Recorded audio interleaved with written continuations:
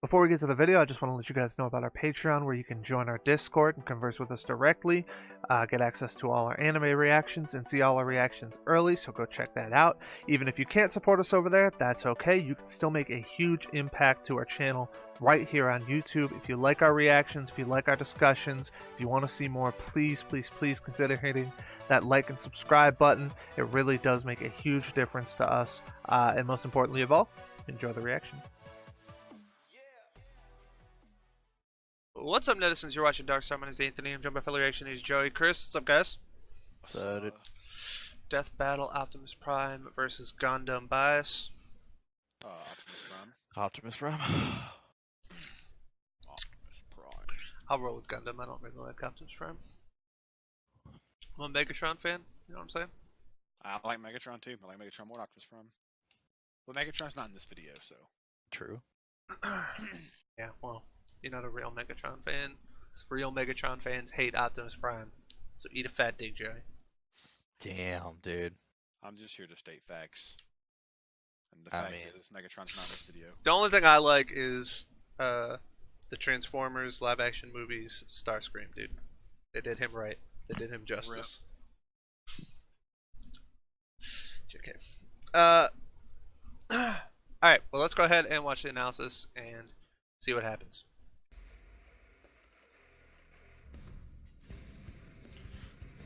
Across this vast world of different nations with different people, it is the clash of opinions which truly divides us. However, there is one universal truth, which absolutely everyone can agree on. Giant robots are freaking awesome! Like Optimus Prime, the original G1 Transformer. And the RX-78-2, the original Mobile Suit Gundam. These aren't just any robots, they're the old school classics. The first of their kind, and we're in for a robo battle of East versus West. Well, Optimus was originally a Japanese toy. He's Wiz and I'm Boomstick. And it's our job to analyze their weapons, armor, and skills to find out who would win a death battle. Millions of years ago, on a distant planet called Cybertron, a great unrest grew between two factions of robotic beings, the Decepticons and the Autobots. With little warning, they found themselves entangled in civil war. Led by that douchebag Megatron, the Decepticons started gunning down any bot they pleased for basically no reason, including some guy named Orion Pax, which will be important later. Rest in peace, Robro. What Megatron didn't know was that this seemingly random encounter would end up reshaping the universe. Thanks to a robot Gandalf, Orion Pax was rebuilt into something bigger, stronger, and way more recognizable. The newest commander of the Autobots had risen, Optimus Prime. The Autobots will never sacrifice freedom. Optimus is a powerful warrior with tons of awesome robo-powers. As a sick transformer, he can axe. stand nearby objects and morph his body to resemble one, becoming a robot in disguise. His favorite is a classic 1979 Kenworth K100 tractor. An oldie but a goodie which sports 500 horsepower and can book it over 80 miles per hour. He even gets a trailer which, when he doesn't need it, mysteriously disappears into thin air. No, really, where the hell does that thing go? I need to know. More importantly, the life force of every Transformer resides in their spark, sort of like a soul. And Optimus is no different, except that his spark gives him a few unique abilities. Yeah, his spark's pretty rare. Compared to other robo-people, it gives him increased strength, speed, and durability. He can shoot laser beams from his hands, fly with either a jetpack or his feet boosters, and move his limbs around while they're detached like some sort of ghost robot Rayman. Ooh! Optimus is referred to as a 0.1%er. That is how rare a being of his caliber is. Is that what all those people on Wall Street were protesting? Even then, many of Optimus's abilities are further enhanced thanks to his possession of one of the most powerful artifacts in Cybertron's history, the Matrix of Leadership. Oh, yeah, you know, it's nothing much. It's just a piece of robot god. The Matrix is a conduit for the power of Primus, the creator of the Transformer race. With this, Optimus can heal some of his most grievous wounds. What? Not all the time. Like, you know, when he died. And use the power of the Matrix to light our darkest hour. Well, he has an impressive arsenal to hopefully keep that particular problem from coming up again. Yeah, never again. Regardless, he wields the Ion Blaster, a giant death cannon which Prime one-hands like a boss. This big old rifle fires bolts of energy strong enough to take down most Decepticons, and can even be fired into space from ground level. Even better, it never seems to run out of ammo. One can only dream. Optimus Prime Matrix also of carries leadership, numerous dude. weapons He's composed capped, of dude. One of his energon, powers is leadership. a raw energy force used by Transformers to power their technology and, well, themselves. He's got a glowy energon axe and energon swords, perfect for slicing up robots of all sizes. And I guess they'd probably work pretty good on people, too. Fighting fire with fire, Optimus Prime led the fight against the Decepticons for several millennia. Eventually, the war even found its way to our own Earth. But we've got nothing to worry about with Optimus protecting the planet. He's tanked blasts that would tear other bots apart, like when this mega refinery exploded. It could be seen from outer space.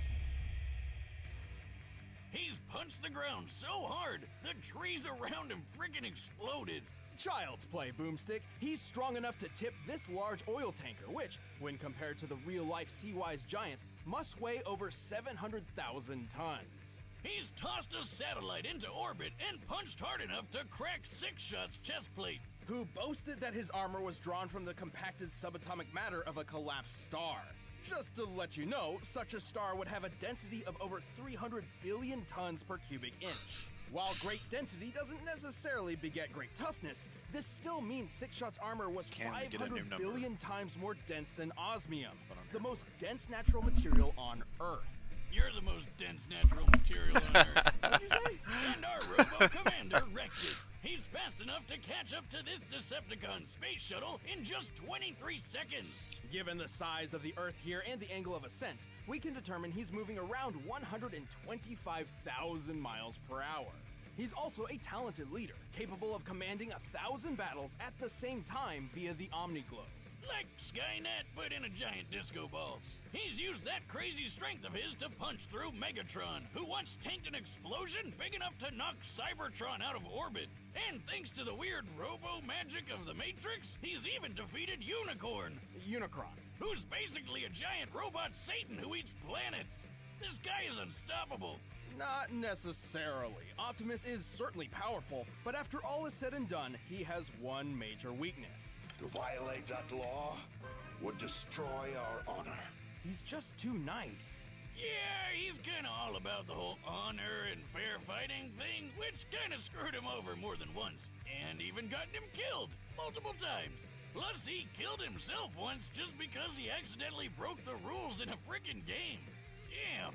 But when his back is to the wall and all hell's breaking loose, he'll fight to the end, riding the eye of the storm. One shall stand, one shall fall. In the year 2179, humanity has embraced the stars. Well, mostly. Right. After a somewhat united humanity expanded across the solar system, the ideologies between those on Earth and those in space began to drift apart. A new space-noid republic, the Principality of Zeon, arose to challenge the Earth Federation. Space Noid? That like the Domino's pizza mascot, but in space? No, more like space Nazis.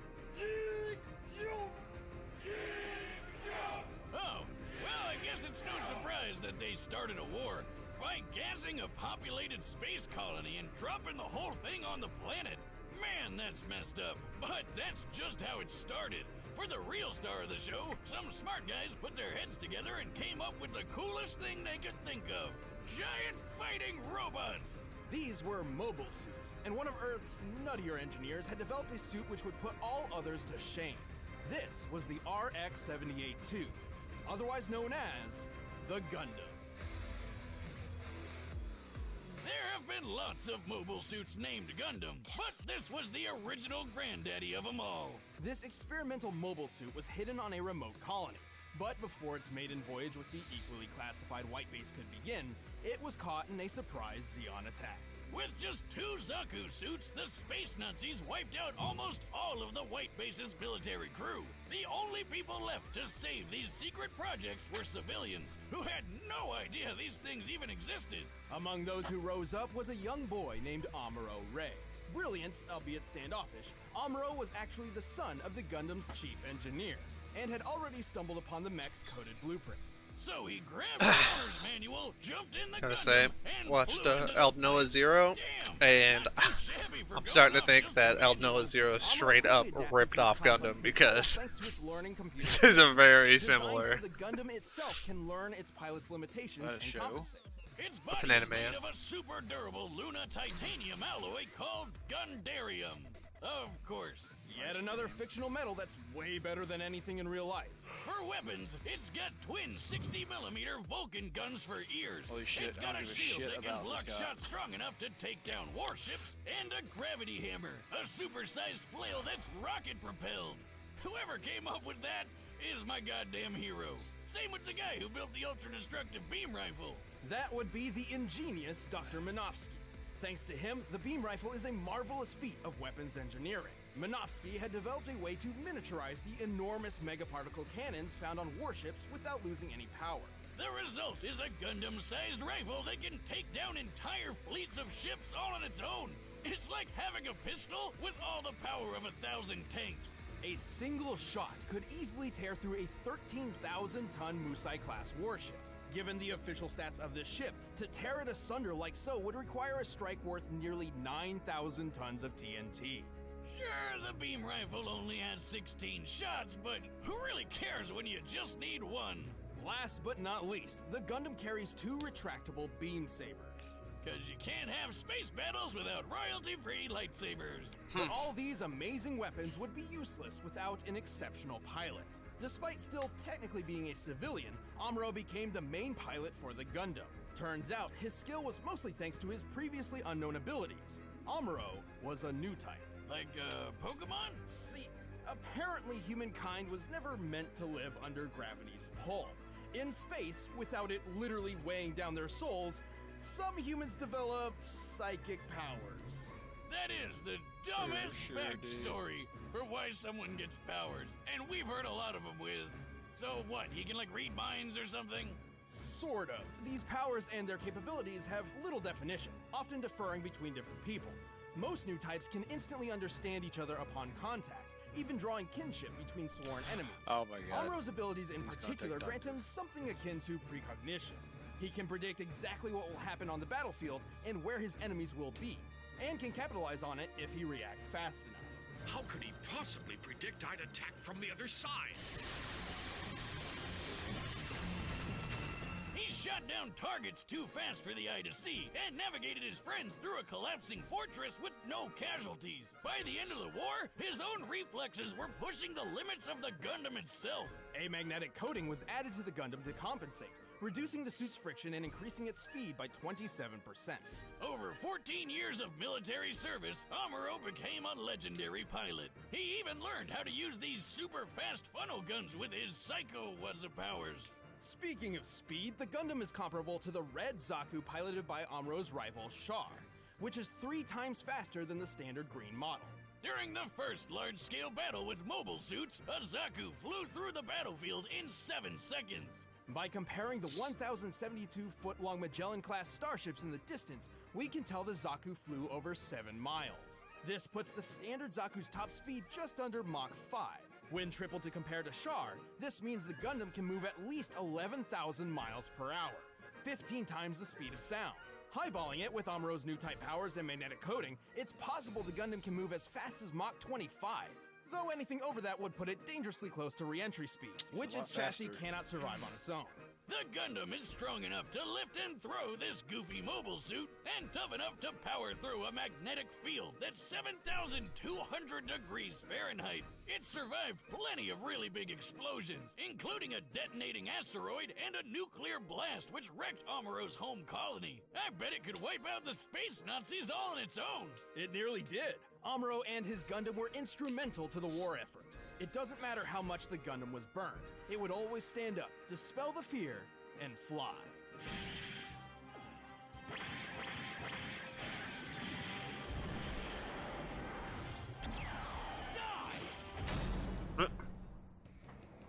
All right, the combatants are set. Let's end this debate once and for all. Thoughts? Optimus. Sticking with Optimus. In the end, the Gundam dude's human inside. I didn't know that.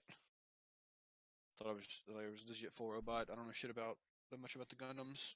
No, he's not actually a robot. It's just a mecha anime. That's what I'm saying. I thought it was fucking Yeah. a robot, and now he's powered by human. So I think that's a negative, not a positive. Well, I disagree. I would say that the Transformer is going to be like on an intelligence level. I feel like if it's all robot powered, it would be a higher IQ than a robot powered by a human. But I don't know. Well, they didn't say Optimus could do anything regarding fucking. Literally, we actually saw a Gundam battle already. I think it was Gundam versus. Was it the Power Rangers one? I don't remember exactly, but the Gundam basically, like, the way they showed it in that one, it, like, did this thing where, like, I'm pretty sure this was Gundam, I could be wrong, though. They, like, calculated where fucking everything was gonna be, like, for, I don't know, it was, like, a whole fucking crazy thing. They're, like, literally impossible prediction type stuff or whatever that they figured out. If he can do that type of shit, then They said he could. he's got a chance. I don't know if it's as He's got advanced good as that calculation. other guy. Maybe it is. I Yeah. don't know. Because it was a different one. Like, this is just Gundam, right? That one was, I think, Gundam Epion. I want to say. I mean, I could be wrong about some of this stuff too. I just remember this death battle very vaguely, but I could have sworn that's what that was what we saw in one battle. And I thought it was a Gundam, but maybe I'm wrong. But I don't know. Optimus's feet seem better though. Except maybe speed. Did we get a speed feat for Optimus? I don't remember seeing that. One. Yeah, I don't remember how What was the fast. I Optimus think- one? 80 miles per hour Nah, it was close. I thought, in his truck form. but the other one was faster. The Gundam was faster. I don't think he's so much faster though that it's gonna make a difference. Yeah, I think it's literally gonna come down to whether or not Gundam can even beat it. I feel like Gundam is the better tactician in this. It just depends on if Gundam can actually kill him. If Optimus is so strong that he can break through that fucking condensed star or whatever. I mean, I don't know how they decide the calcs on that. I don't know, this one's a little bit over my head. I'm gonna say I usually like to lean towards the stats. I'm gonna go with Optimus, I guess. Are you going? You said you both going with Optimus? Yeah. I feel like the stats almost always win out at the end. Alright, I'm gonna go with Optimus as well. But I think if he wins, it's gonna be like some crazy fucking prediction thing that he did. So, we'll see. Let's go ahead and check it out.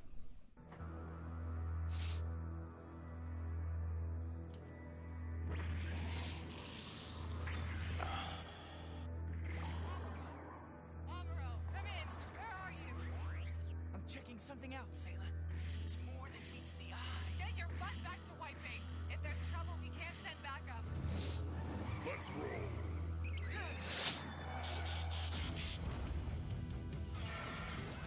It's an enemy monster! I told you. I told you. That's too fast!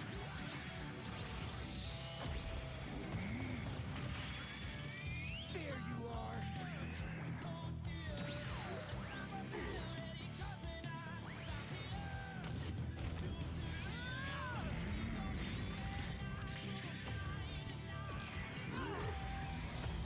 Vile Decepticon, I have been in battle for countless eons. He does have the experience. Yep.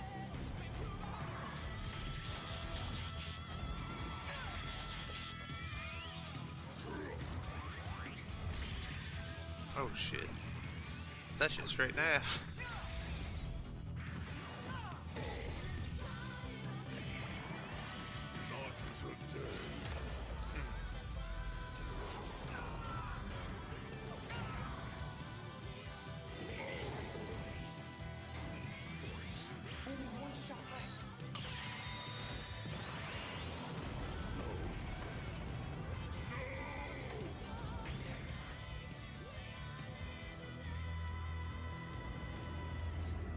thought he couldn't survive re-injury. I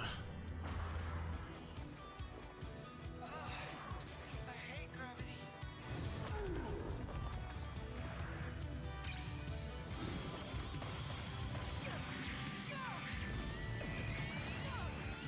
Or no, he just couldn't go fast. Or wait, I don't know.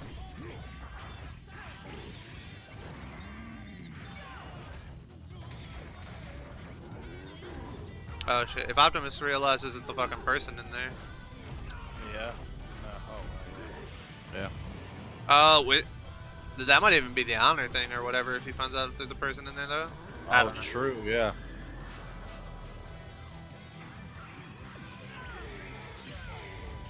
Stop that. I'm just bad. I must stand, so you shall fall.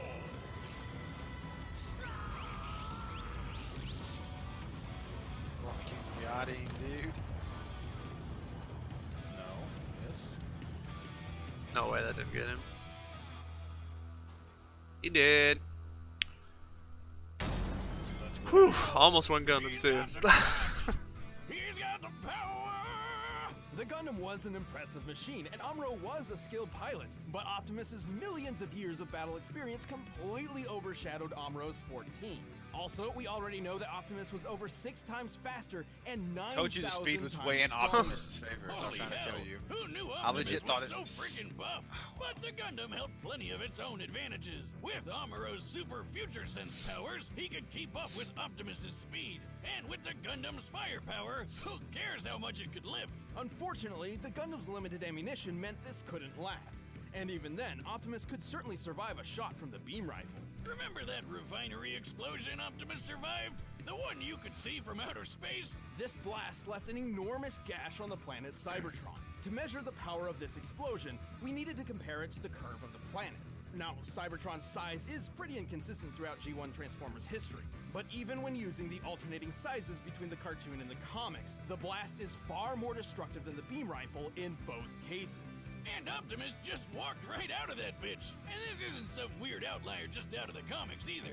In the cartoon, Megatron survived a blast that pushed Cybertron out of orbit. And he's pretty comparable to Optimus. To be fair, the Gundam boasted some impressive durability feats too. Like when Amuro accidentally blew up a Zaku's nuclear reactor right in his own face. Hey, give him a break. It was his first time. This explosion created a hole in the space colony Those which fucking sucked things out remind me Amuro's of father. Fallout. Whoops. On the bright side, he's gonna save some money on Father's Day gifts, right? And with his heightened mind, we deduced the scope of the explosion. It's over 150,000 kilotons of TNT. That's 10,000 times more powerful than the bomb that dropped on Hiroshima, but still nowhere close to the refinery explosion Optimus survived. Also, the Gundam couldn't dodge Optimus's ion blaster forever. It was fast enough to strike targets in orbit from ground level. That puts its laser speed over 3 million miles per hour. Even when he knew it was coming, Amuro couldn't react quick enough to dodge or block anything that fast.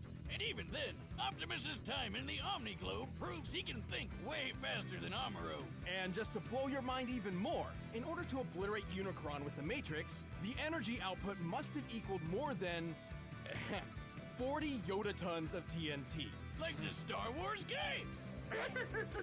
And you know what they say, size matters not, especially when Optimus has defeated opponents as big as Devastator. The Gundam was a powerful mobile suit with some astonishing firepower, but was ultimately outmatched by the Autobot's strength, speed, durability, and experience. I'd say Optimus was primed for this fight. Damn, The they winner is Optimus longer Prime. than normal. Yeah, I was literally just about to say the same thing. I wonder if there's like so many. I wonder if there's like just a ton of Gundam fans that were gonna lose their shit if Gundam lost this. I don't know. That's the only usually that's the only reason they make these like big explanations. Like they did the same thing for Goku versus Superman or whatever, like the big ones. So I don't know. Maybe this one's like a touchy one. And Top just don't know. comment. Let's hope Optimus Prime never realizes there's a human inside that thing. yeah. Optimus is too nice. Video, no mercy. I mean, the thing about this video is the stats. I mean, literally, it Sounds basically like came Tony down to said that. Something like that. It basically came down to the fact that he's too fast, he's too strong, his reaction time's too quick, like, he's got too much experience. Too school for I also think, like they said, there's a bunch of Gundams. This is the original one. I bet the newer Gundams would have a better shot against Optimus. Like that Gundam Epion guy I talked about or whatever. I bet that guy's got a better shot against Optimus than this kid does. Because usually there's a progression. Like the first Gundam probably is not the strongest Gundam. So, but good battle though. Animated really well. The voice acting was really good. They moved from place to place pretty well. The only thing I didn't like I said, was they blatantly said that he couldn't survive re-entry with the suit. I'm pretty sure in the video, and then he survived re-entry with the suit. So I didn't really get that, but other than that, good episode for sure. A lot of people have been asking us to get this one because we missed it, and here it is. So I hope you guys are happy. Thank you guys so much for watching. Check out our Patreon for early access, or if you want to see reactions to all of these anime and more. Thank you, of course, to all our patrons listed here, and a special thanks to these 10 individuals who have contributed the most. You guys are awesome, and we are humbled by your dedication in supporting us throughout our journey. If you like this video, make sure you hit that like button, and if you want to see more, please consider subscribing. We post several reaction videos every single week, and we hope to see our community grow as we do. Until next time, stay bright. We'll catch you on the dark side.